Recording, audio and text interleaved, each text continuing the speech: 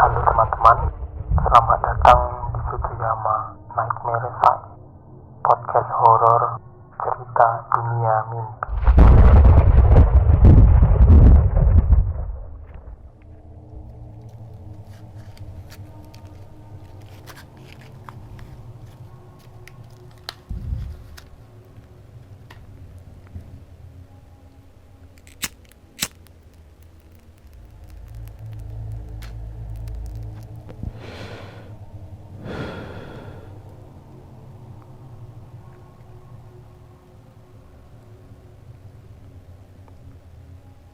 Malam itu angin berembus sejuk. Aku dan teman-temanku pergi ke hutan untuk menjauh dari keramaian yang membuat kami jenuh dengan kehidupan. Dengan beberapa botol minuman keras, tak lupa kami bawa. Sebagai pelengkapnya perkumpulan anak remaja seperti biasanya.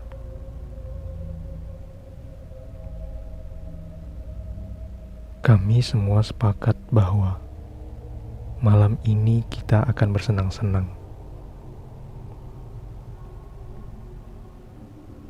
Temanku berinisiatif untuk membuat api unggun guna menghangatkan tubuh dari sejuknya angin malam kala itu.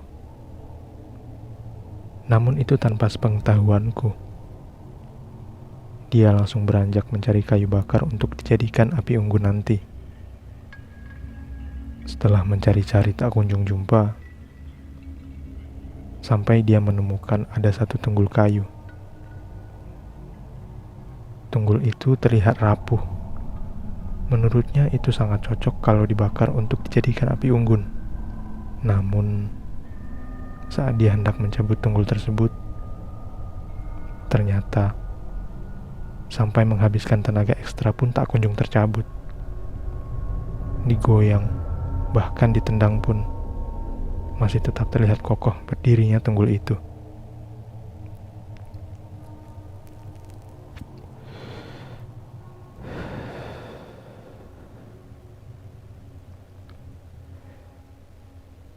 Saat itu juga angin bertiup sangat kencang, seperti sedang berputar-putar mengelilingi kami semua.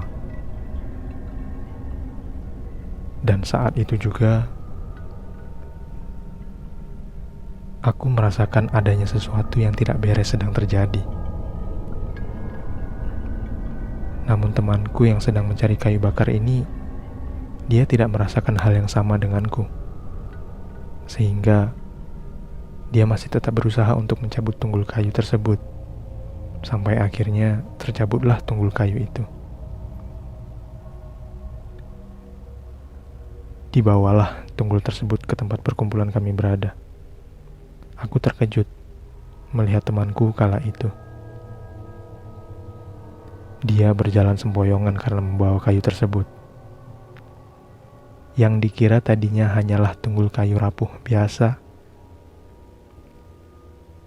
Tunggul itu tidak terlalu besar, tapi entah kenapa sangat susah untuk mencabutnya. Dari mengambilnya yang susah, bahkan sampai membawa ke tengah untuk dibakar pun sangat menghabiskan tenaga. Karena lumayan berat, sehingga membuat temanku tampak berjalan sempoyongan karena lelah.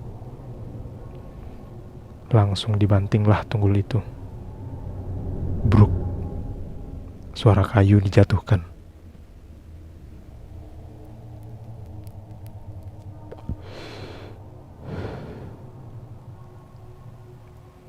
Tanpa mengulur waktu, dibakarlah tunggul itu. Namun, saat tunggul itu mulai terbakar, angin kembali hadir dengan hembusan yang begitu kuat, seperti hendak mengobrak-abrik seluruh jagat alam. Aku mulai was-was karena mulai curiga, apa yang bakal terjadi.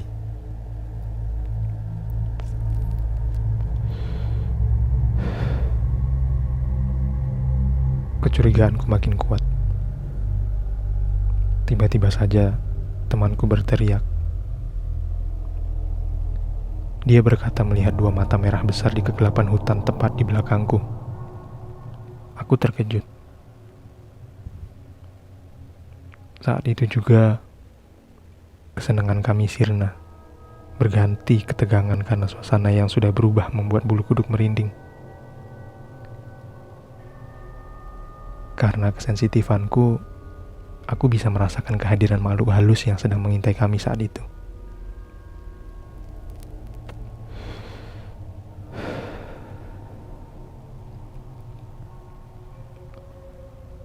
Temanku yang melihat sosok itu tadi terus merintih ketakutan, seakan syok melihat apa yang barusan dia lihat. Karena dia sama sekali belum pernah melihat wujud seperti itu sebelumnya. Ketenangan dan canda tawa saat itu juga berubah menjadi rintihan ketakutan. Tiba-tiba saja, temanku yang satu lagi kesurupan.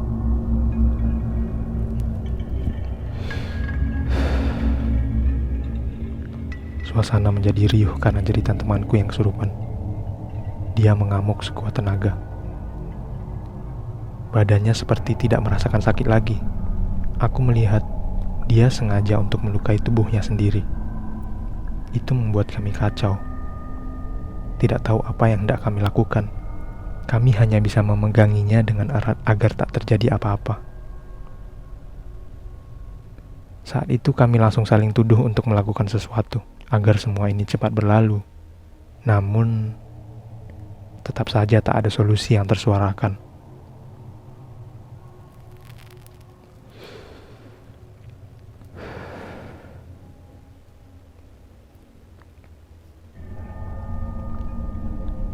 Dalam ketegangan saat itu, tiba-tiba temanku yang sedang kesurupan itu berkata dengan suara yang berbeda, lebih berat dan terdengar seperti menggeram. "Mati kalian kabeh." Kata itu diucapkan berulang kali olehnya. Tiba-tiba, saat dia melihat ke arah temanku yang mencabut tunggul kayu tadi, dia langsung memberontak untuk berlari mengejarnya dan berusaha untuk menggigitnya. Namun, untungnya temanku dengan gesit langsung melawan perlawanan itu dengan mengelak. Sehingga gigitan itu hanya menyangkut di baju temanku. Kekuatannya sungguh tak biasa. Gigitannya itu langsung merobek baju temanku. Dia bukan lagi teman kami. Dia benar-benar berubah.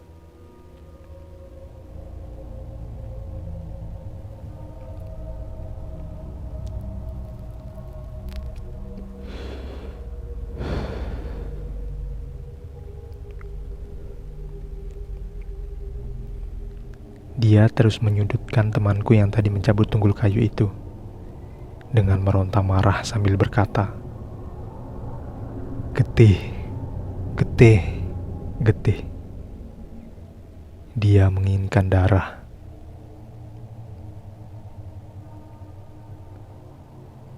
Semakin lama, dia terus memojokkan kami. Hingga akhirnya, aku berusaha untuk memberanikan diri dengan mencoba melawannya. Aku menggertak dengan berani guna memancingnya. "Sopo kue?" tanyaku terhadapnya. Menurutku, kata itu adalah kata kunci yang pas untuk meredam setiap emosi. Karena dengan kata itu aku bisa membuka pembicaraan awal dengannya. Dan benar saja, dia menjawabku. "Aku Boto Moto Merah," sahutnya memberitahukan namanya dengan gagah berani dan begitu sombong.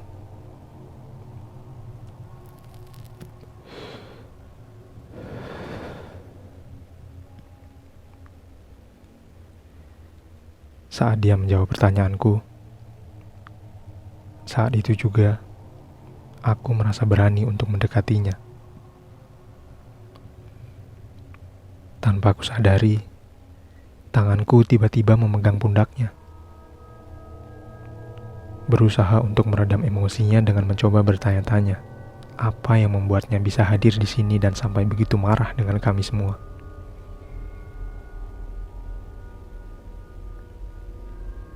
"Omahku mbok hancur nih, mbok bakar, Opo salahku?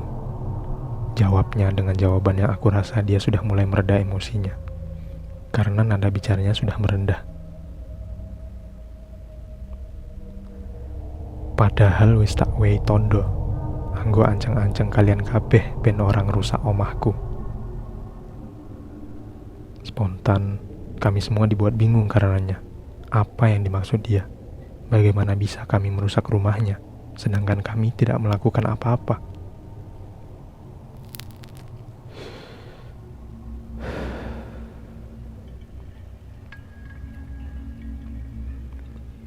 Aku mencoba menganalisa kejadian tersebut dengan membaca situasi yang terjadi sebelumnya.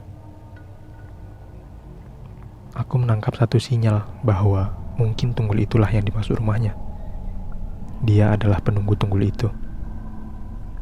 Aku langsung bertanya pada temanku yang mencabut tunggul itu tadi. Di mana dia mencabutnya? Bagaimana bisa dia mencabutnya? Dan bagaimana cara dia mencabutnya? Ternyata yang dilakukan temanku itu adalah suatu kesalahan yang sangat fatal. Karena tanpa izin dia langsung mengobrak-abrik lokasi di tempat tunggul itu berada. Padahal sudah diberi pertanda dengan susahnya pencabutan kayu tersebut, dan juga disertai angin yang begitu kencang, pertanda penolakan alam secara alami. Kesalahan yang sangat fatal saat kita hendak melakukan sesuatu di hutan tanpa izin terlebih dahulu.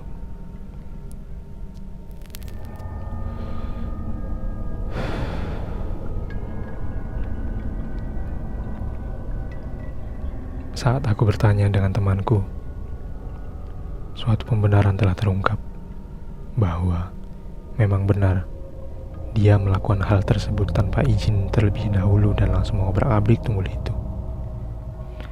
Spontan, kusuruh dia merendah dan meminta maaf tulus kepada sosok yang telah merasuk di tubuh temanku itu. Tiba-tiba sosok itu menjawab dengan jawaban yang cukup mengejutkan kami semua. Imbalane, kalian kudu mati kabeh. Jawaban itu justru memancing emosiku. Aku tidak terima karena hanya sekedar tidak kesengajaan harus sampai menumpahkan darah.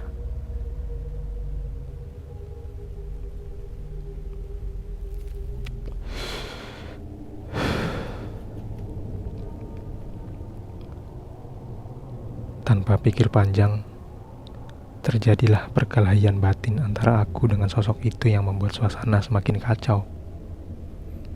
Ini tidak akan berakhir sampai salah satu di antara kami mati, pikirku.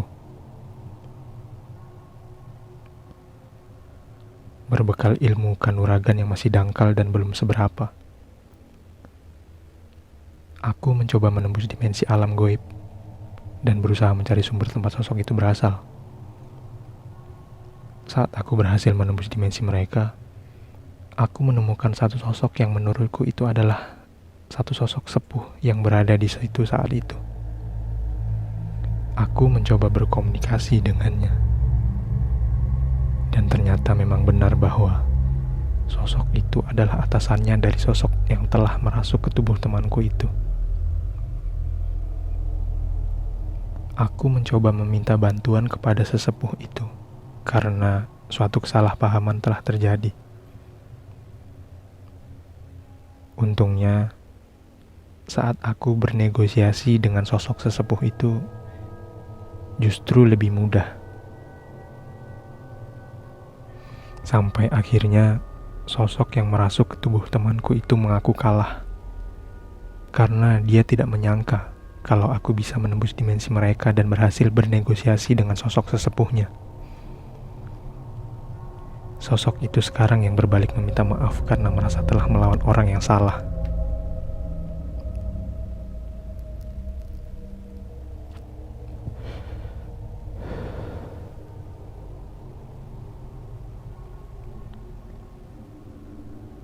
Namun aku tidak merasa sombong karena kemenangan yang aku raih.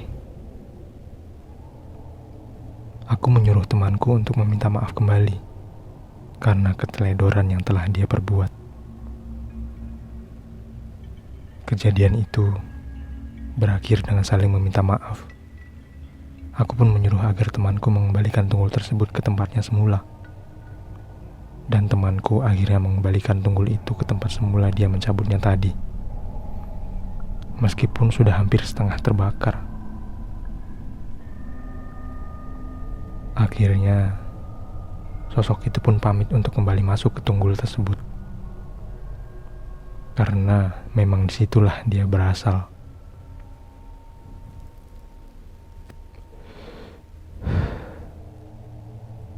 Tiba-tiba dia bertanya, "Sopo awakmu? Kok iso nyeluk sepuh penunggu kerajaan kene?" Tanya sosok itu karena dia penasaran terhadapku.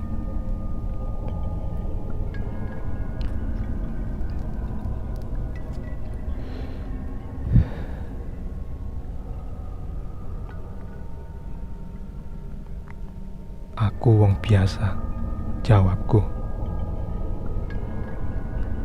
Berakhirlah kejadian itu dengan jawabanku yang mungkin sudah sangat jelas memberikan jawaban untuknya. Sosok itu pun akhirnya pamit dan bersalaman denganku. Saat kami bersalaman, tiba-tiba temanku menjerit kesakitan. Pertanda pergantian ruh sedang terjadi.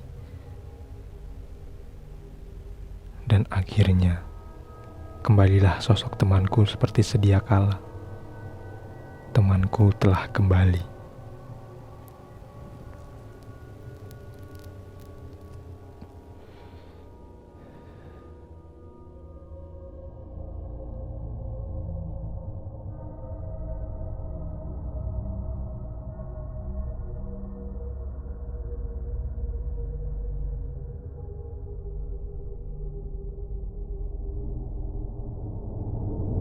Terima kasih sudah mendengarkan podcast saya. Selamat malam.